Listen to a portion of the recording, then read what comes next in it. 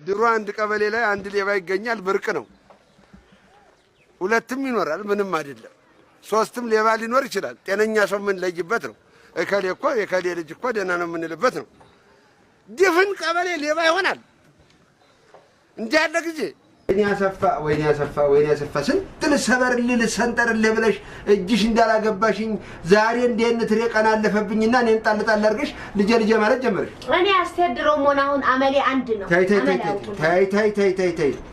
አንድ አይደለም። እውነቴን ነው የምልሽ። ድሮማ አሴ ነፍሴ የኔ ደማከሴ ላድርግ በኪሴ ነበር የምትይኝ አለች ማዶና። እሷ ምንም አትለዋለች። ሰፈርሽ ልጅ አይደለች? አብሮ አይደል? የሰፈሬስ ልጅ ባትሆን እድሜ ለልጅ እድሜ ለቴክኖሎጂ እድሜ ለፌስቡክ ነግሮኛል እኮ። ይሄንን እንደ ምርጥ ዘር አማርኛ ተእንግሊዝኛ እያዳቀርሽ የምትናገሪው ንግግር እኔ ላይ አይደለም የምትሞክሪው። አረዲ እኔ እንደርሶ እንግሊዝኛ አናርጂክ አይደለም። እንዳትሳደቢያች ባፋን ሁሉ ሰሞኑን ደግሞ እቺን ባፋን ሁሉ ማን እንደነገረው ታላውቅም ክፉኛ ይደጋግሟታል።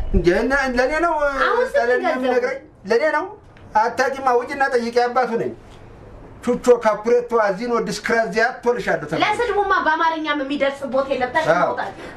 ማታ እንግዲህ ምን እንደምትበሉ አያለው። ኧረ አሁን የሰደብኩሽ መስሎሽ ነው። ወደድኩሽ ምን ታመጫለሽ ማለት ነው።